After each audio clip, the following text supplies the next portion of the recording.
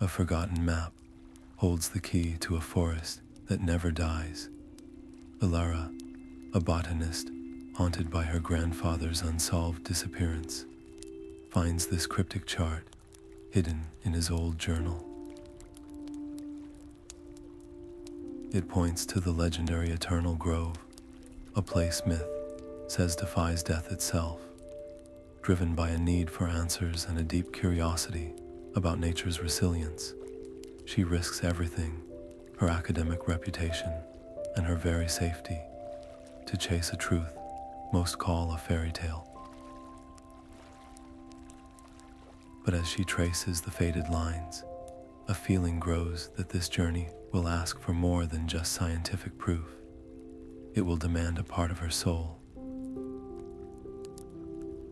From a dark street below, a silent figure watches her window, a reminder that some secrets are fiercely guarded.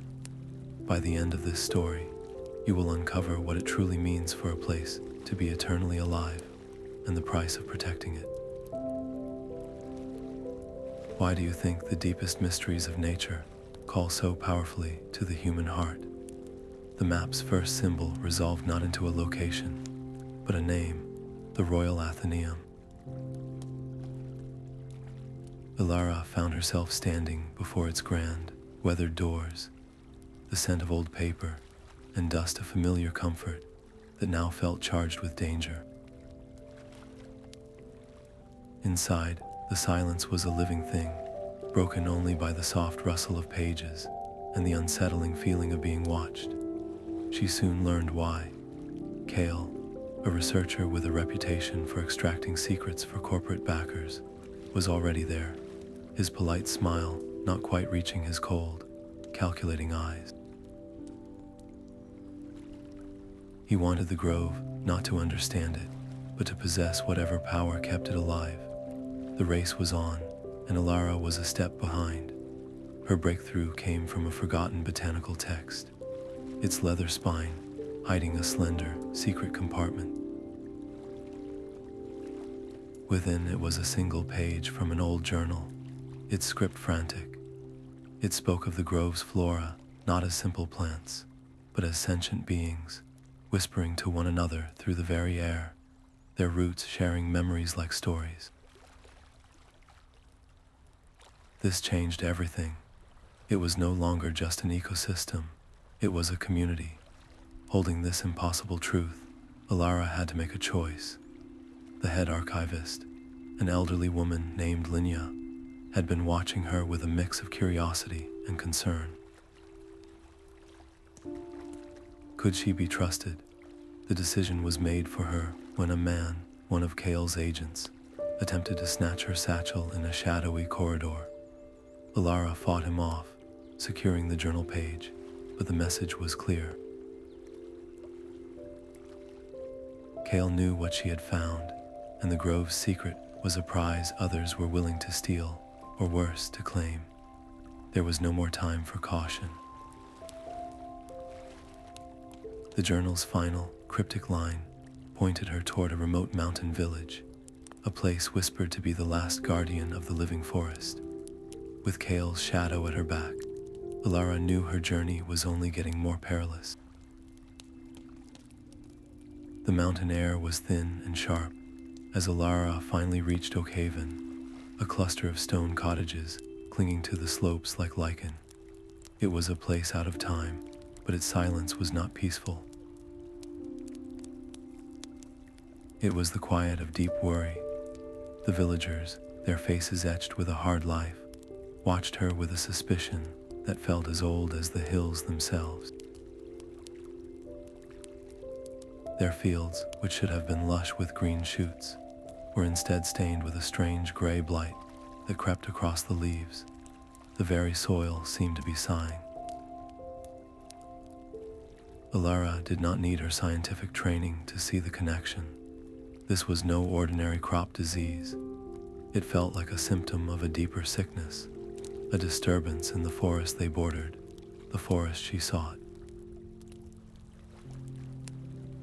To earn their trust, she had to offer more than questions. She had to offer help. Rolling up her sleeves, She knelt in the afflicted fields, using her knowledge of botany to identify the fungal pattern and prepare a natural antifungal wash from local herbs. It was a small act, but it was a start. It showed she was willing to get her hands dirty for their survival. Her efforts did not go unnoticed by Maeve, the village elder. Her eyes held the deep green of the forest shadows, and they saw right through Alara's academic purpose. "You seek the heart of the wood," Maeve stated, her voice like the rustle of dry leaves. "But do you come to listen to its heartbeat, or to dissect it?"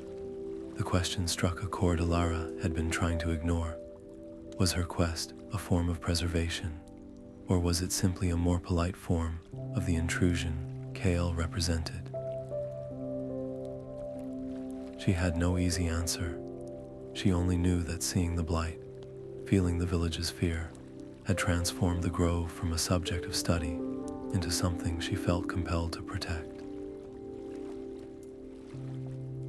This decision to prove her worth through action, to mend their fences and tend their soil, forged a fragile bond with the people of Oakhaven. It also, inevitably, drew a predator's gaze. News of a botanist aiding a remote village traveled, even here. Kale's agents were spotted, asking questions at the valley's only inn. The race was tightening around them all. As the blight began to resist their remedies, spreading with a renewed fury, Maeve found Alara at the edge of the dying field. "The forest is not sick, child," she whispered, her gaze fixed on the dark tree line. "It is wounded, and a wounded creature, when it cannot heal itself, will call for help. The imbalance you study in your books is here, in our soil. The grove is crying out, and it has been for a long time. To answer, you must go to it, but the path is not open to all. The ancient ones, the first guardians, still walk the deep woods. They will test any who seek the heart of the grove. They will test your intent, not your intellect. They will see if you are a thief in scholar's clothing, or if you carry a true seed of reverence within you. The real journey begins where the maps end." The forest edge felt less like a border and more like a held breath. As Alara stepped beneath the canopy, the air itself changed, becoming thick and resonant. The path behind her, so clear a moment ago, dissolved into a tangle of undergrowth. She was inside the whispering woods now, and the rules of the outside world no longer applied. The trees did not stand silent. A soft murmur, like distant voices just beyond comprehension, wove through the leaves. At first, it was a comfort, but then the whispers began to form words, and the words formed a scene. She was suddenly a child again, watching her grandfather pack his bag, his face alight with the excitement she was too young to share. She heard her own voice, sharp with adolescent frustration, telling him his search for a fairy tale was a waste of time. The memory was a physical blow, and a thicket of thorny vines to her right creaked and tightened, blocking what had looked like a clear route forward. This was the grove's test. It was not a maze of wood and leaf, but one of memory and emotion. Every time doubt or guilt surged within her, the forest reacted, branches knitting together to seal a passage, roots twisting up to trip her steps. Her scientific mind fought for control, scrambling for logical patterns in the tree's placement, but the logic only led her in circles. Exhausted and scraped by thorns, she finally understood. She had to stop trying to solve the forest and start listening to it. Closing her eyes, she let the guilt over her grandfather wash over her, not as a failure to be analyzed, but as a sorrow to be acknowledged. She whispered an apology into the rustling air. As she did, the tense set of her shoulders relaxed. A path, subtle and lined with soft moss, seemed to open where before there was only a wall of bramble. It was not a path she saw with her eyes, but one she felt in her bones. Moving forward was no longer a matter of choice, but of trust. She embraced the intuition, letting the gentle pressure of the air and the specific pitch of the whispers guide her turns. The forest was a mirror, and her calm reflection was the only key. After what felt like hours, the oppressive, testing energy lifted. She stepped into a small, sun-dappled clearing, the whispers softening from a cacophony into a single, clear thread of sound, beckoning her toward a darker, more ancient part of the wood ahead. She had passed the first trial, but the louder, clearer whisper promised the next would be far greater. The deeper whisper led her to a glade bathed in an ethereal, green-tinged light. At its center rested a being of stone and moss, a massive bear whose form seemed to have grown from the earth itself.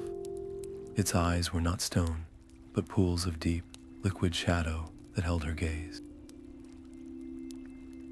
There were no spoken words.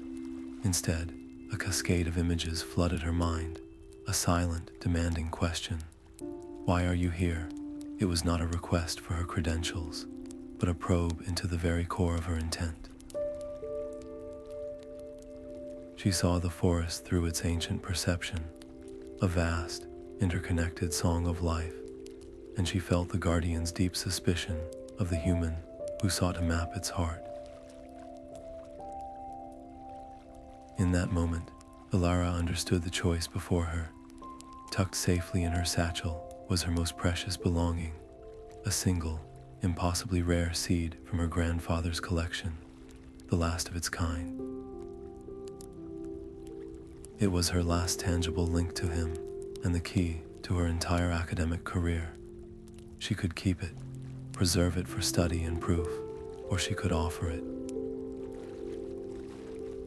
Her fingers closed around the small, hard pod. This was not a transaction. It was a surrender. Opening her hand, she laid the seed on the moss before the stone bear, a wordless promise that her quest was one of giving, not just taking. The guardian's massive head dipped. A low, resonant hum vibrated through the glade, and where the seed touched the ground, a soft green light pulsed. The nearby plants, which she had not even noticed were withered and gray, began to stir. Color returned to their leaves, and new, tender shoots unfurled from seemingly dead stems. The guardian had accepted her offering. Then, a new vision enveloped her. She saw the true heart of the grove, not as a single tree or spring, but as a perfect, swirling balance. Life bloomed in vibrant explosions of color right beside fallen, decaying logs, each stage of existence, feeding and supporting the next in a silent, eternal dance. It was a harmony so profound it brought tears to her eyes, but the vision shifted. A sickly, black tendril of corruption was snaking through this balance, a foreign poison that did not participate in the cycle, but only destroyed it.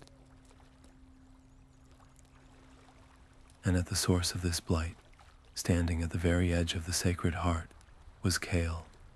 His presence was a wound in the forest's song, and she watched in horror as the vibrant colors around him dulled and faded.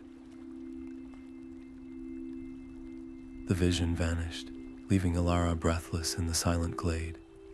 A fierce, protective hope bloomed within her, but it was instantly chilled by a crushing dread.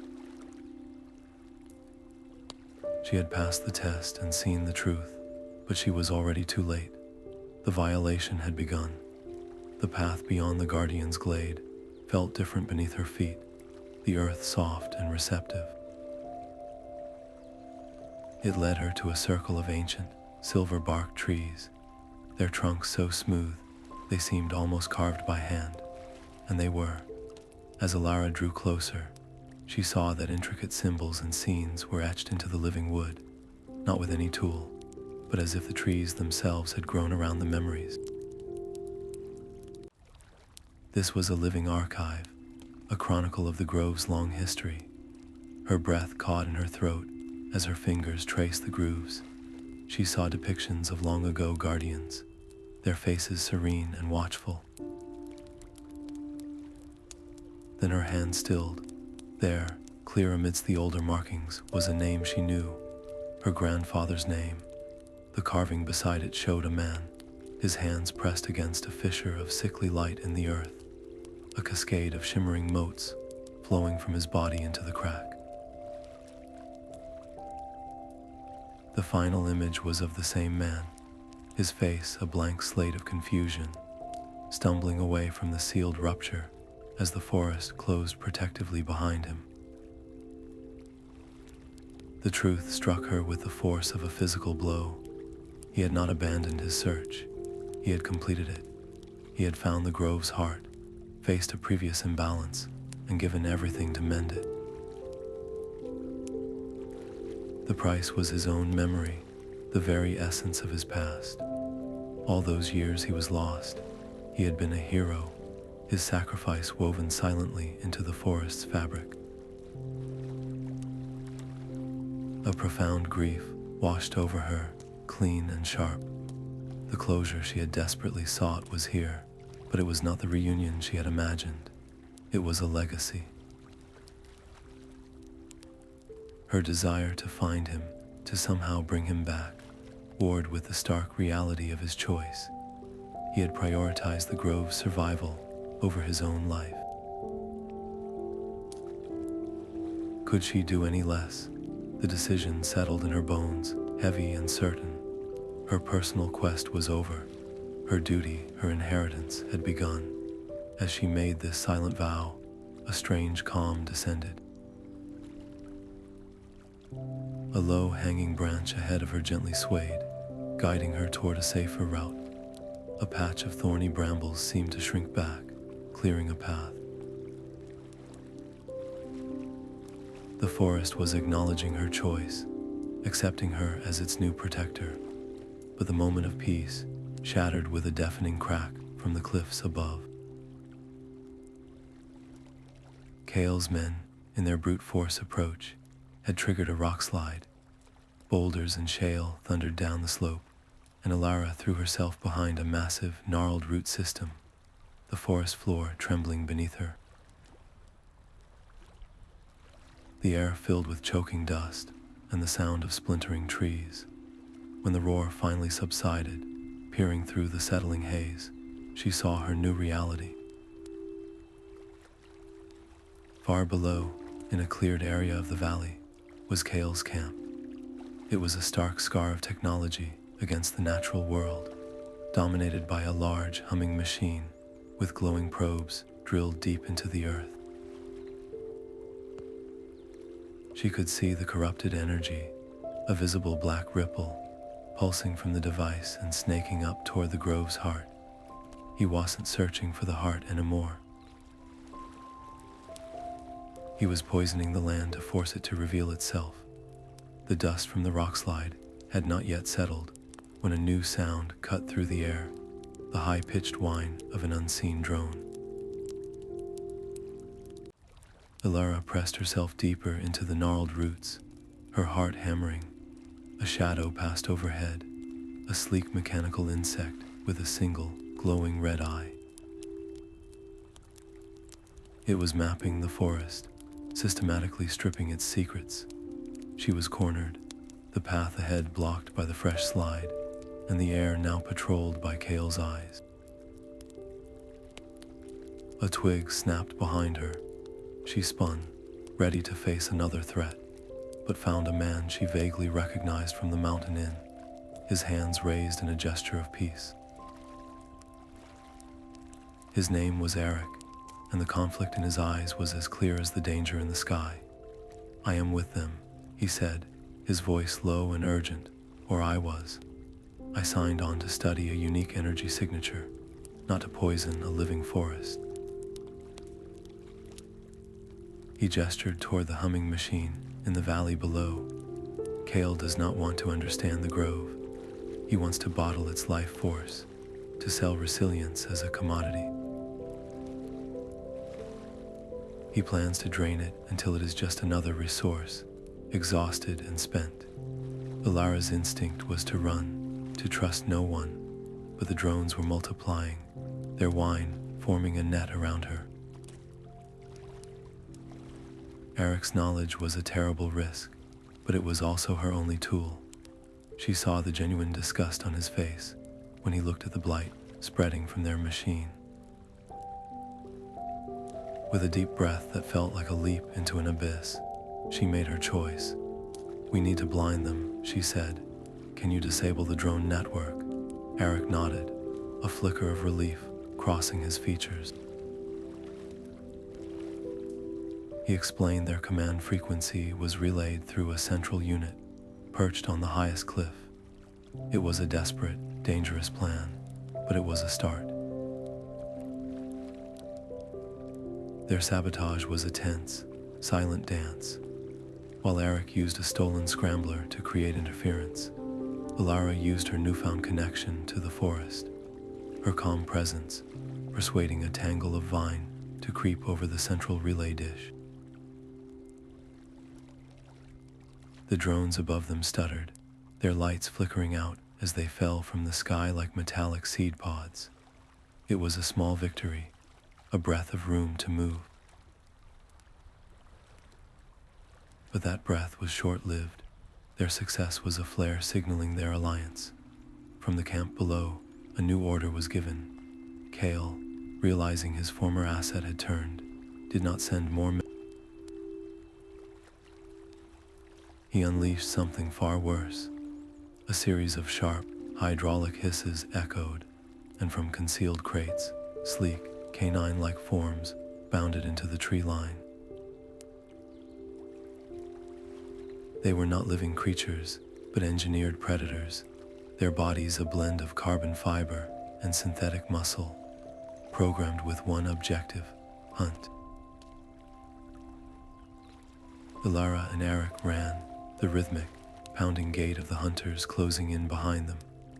With Eric's knowledge of Kale's operational plans and Ilara's intuitive pull from the forest, they had a single, desperate goal. They had to find the Heartwood, the legendary source of the grove's immortality, before Kale's machine fractured the land beyond repair. The race was no longer just about discovery. It was a sprint against annihilation, with mechanical jaws snapping at their heels. The forest fell away, revealing a cavern of woven roots and a sky of interlocking branches. At its center stood the Heartwood, a tree so vast its trunk was a wall of living silver, pulsing with a soft, rhythmic light that should have been blinding. But the light was weak, flickering like a dying ember. Each pulse was fainter than the last, and with every faltering beat, Ilara felt a corresponding ache in her own chest.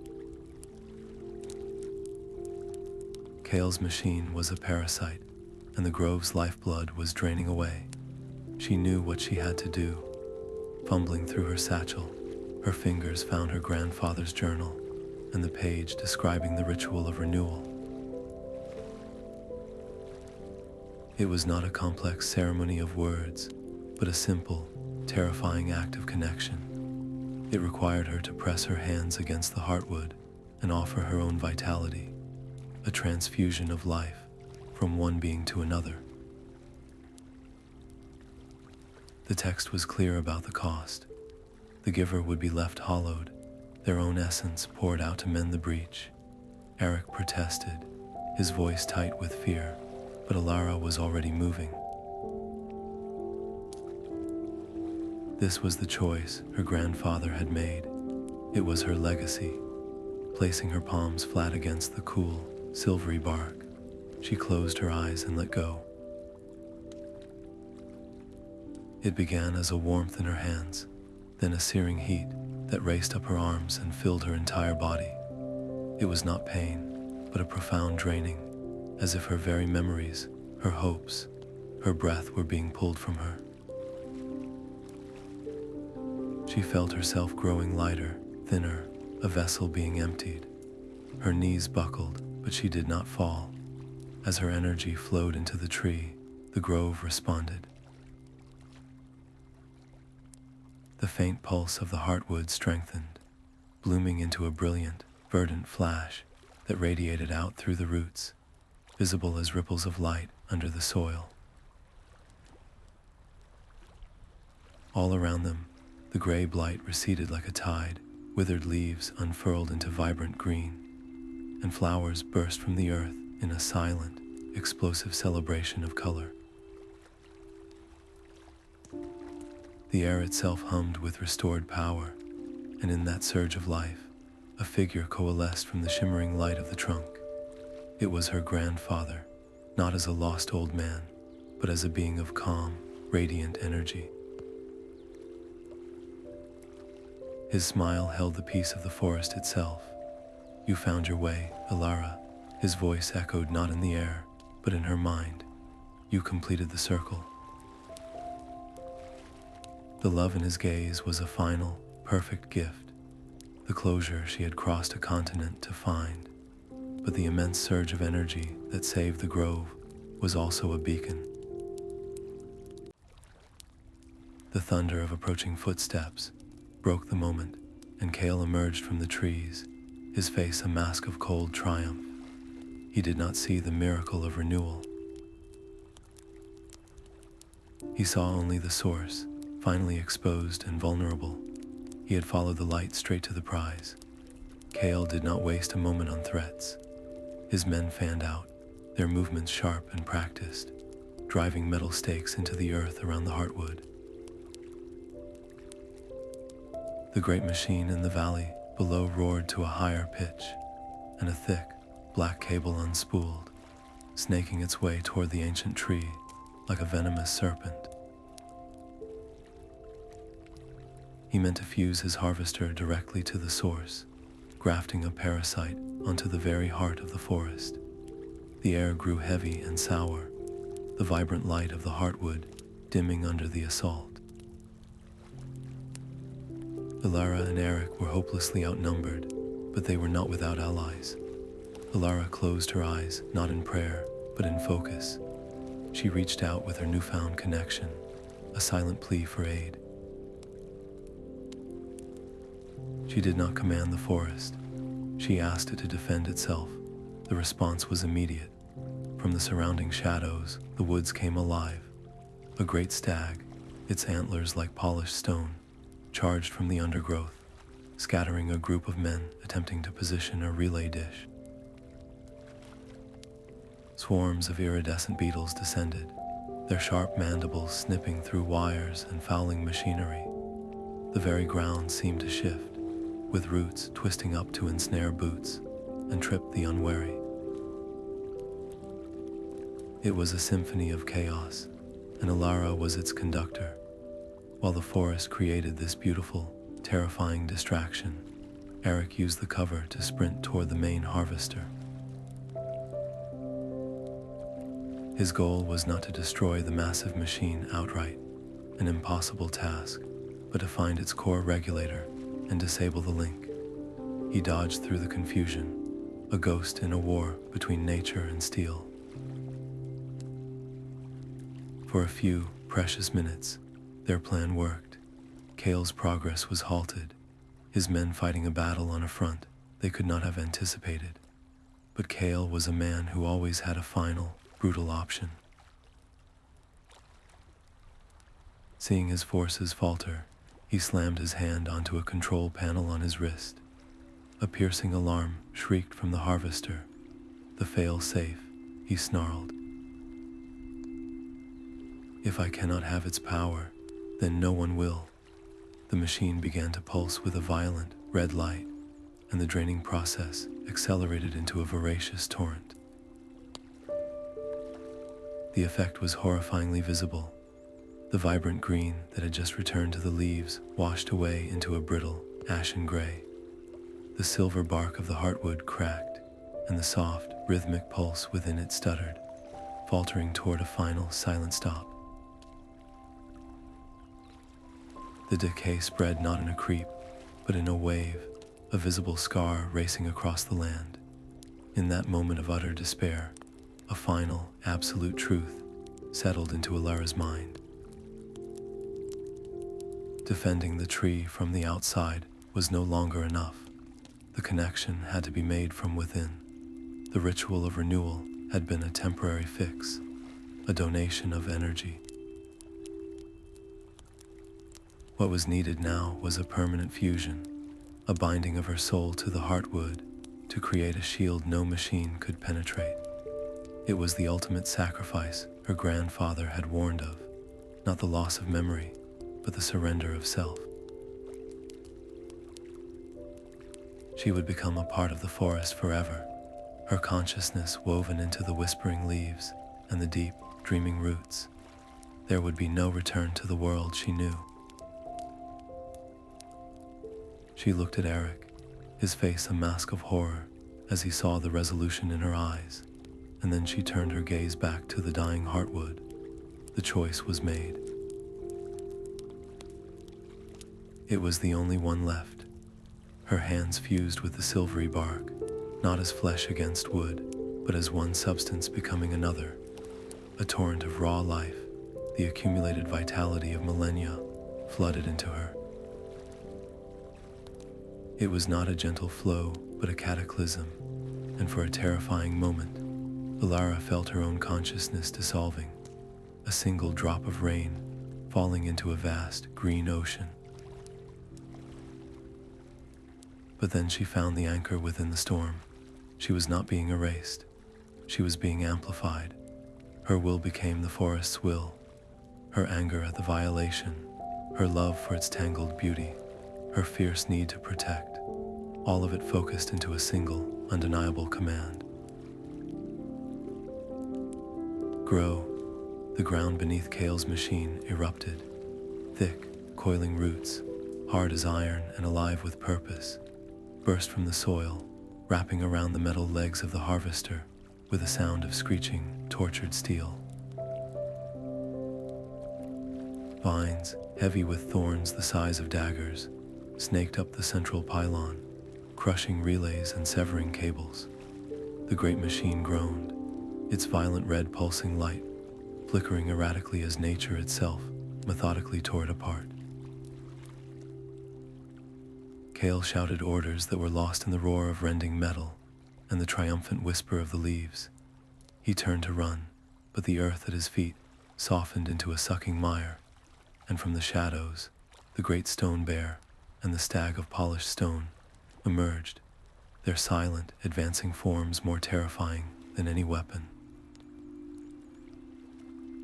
They did not attack him. They simply herded him, the forest closing in until he was trapped, a stark, powerless figure in a cage of living wood. As the last of the machine fell silent, its corrosive energy severed, a profound quiet descended, broken only by the wind moving through the leaves. The surge of power receded from Alara, and she stumbled back, her hands pulling free from the heartwood with a soft, tearing sensation. She looked down at her arms. Where her skin had been smooth, intricate patterns now swirled, like the grain of ancient bark, tracing up her forearms. They were not a scar, but a mark, a permanent testament to the merge.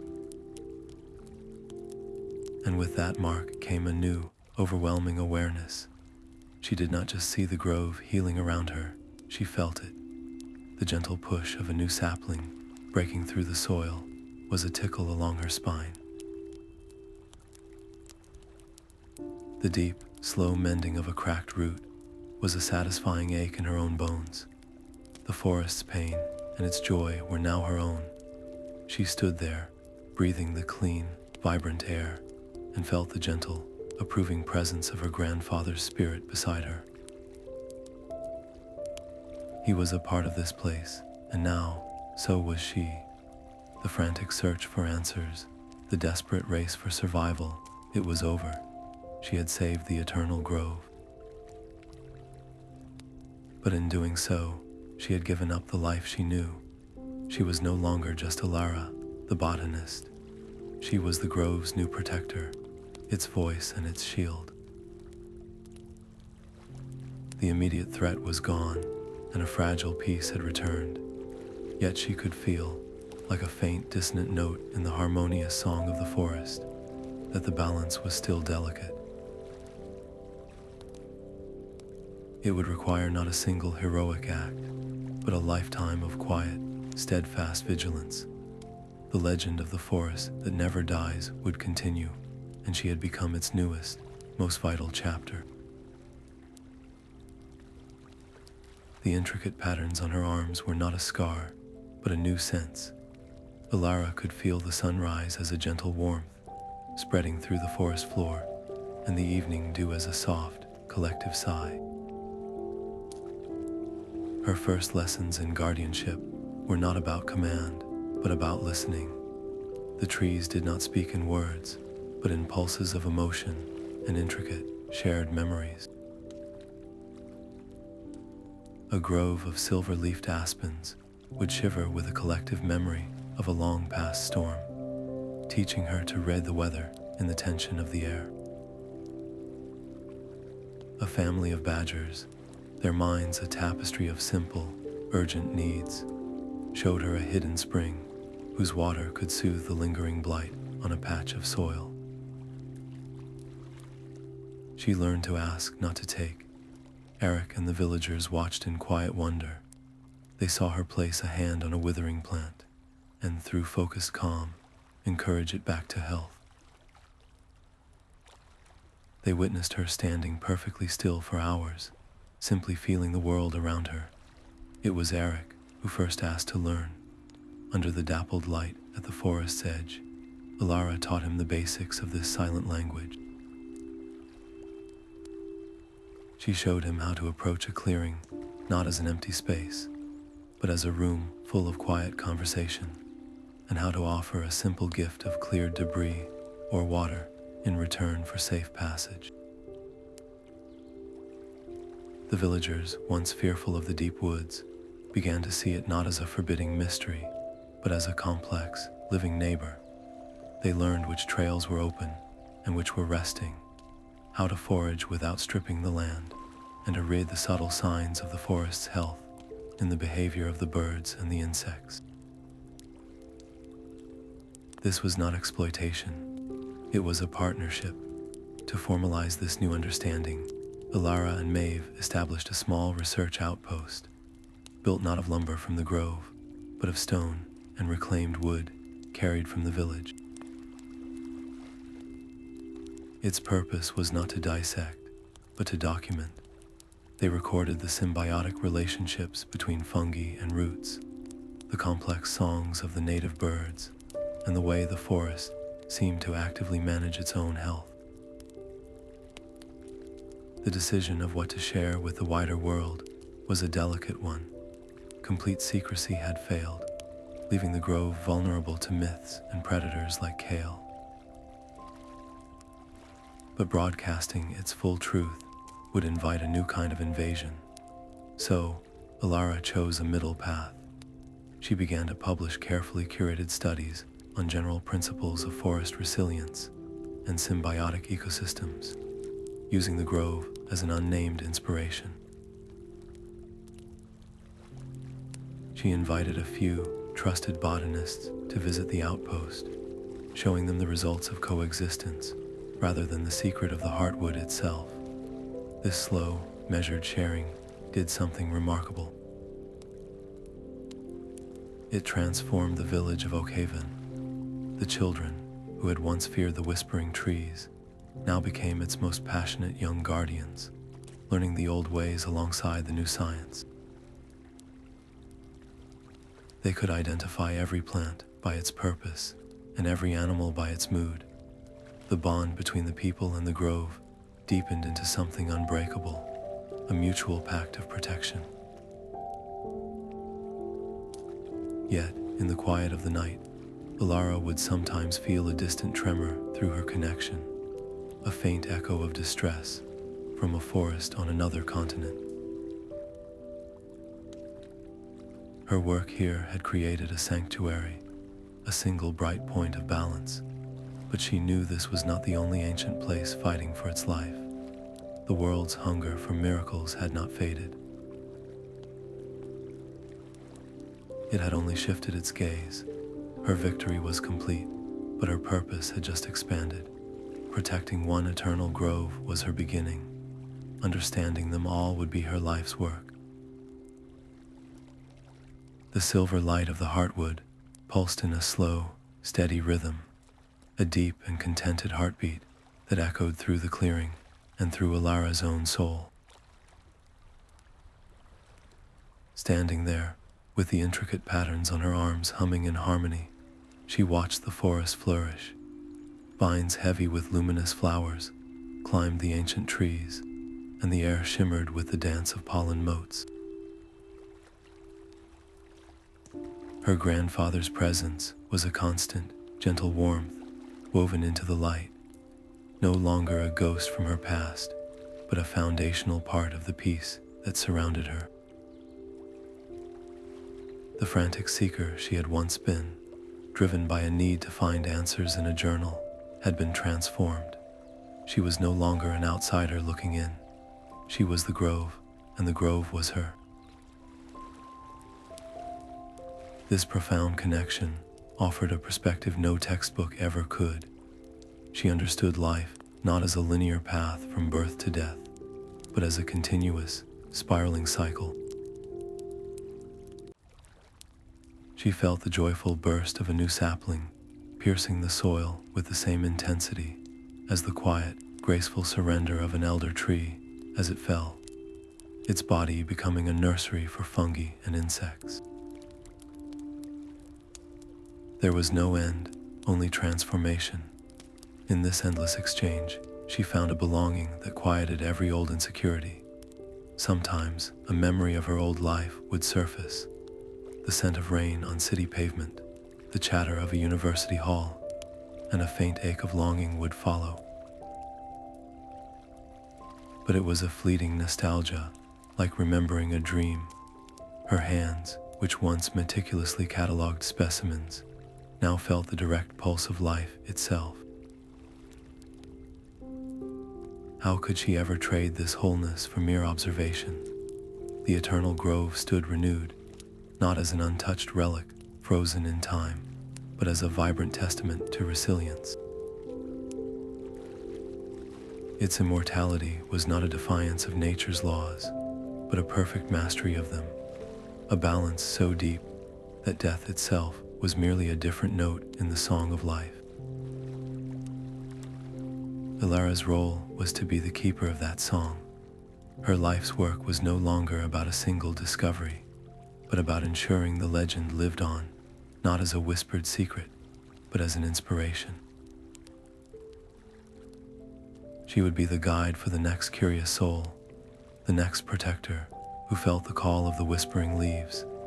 She would teach them to listen, to respect, and to understand that the greatest mysteries are not meant to be solved, but to be safeguarded, so that forests that never die may continue to breathe for all the world yet to come.